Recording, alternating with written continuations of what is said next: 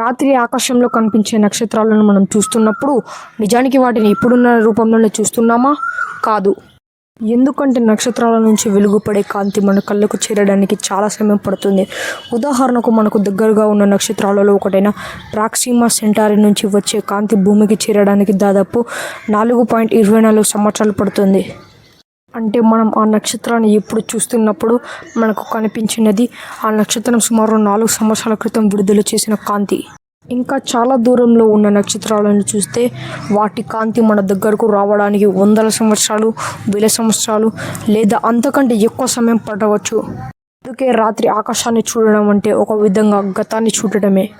మన కళ్ళ ముందు కనిపిస్తున్న నక్షత్రం ప్రస్తుతం ఎలా ఉందో అది మన కళ్ళ వెంటనే తెలియదు. ఎందుకంటే అంతరిక్షంలో దూరాలు ఊహించలేనంత పెద్దవి.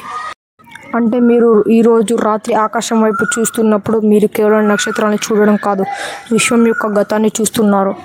ఈ వీడియో మీకు నచ్చినట్లయితే లైక్ చేయండి, మీ ఫ్రెండ్స్కి షేర్ చేయండి.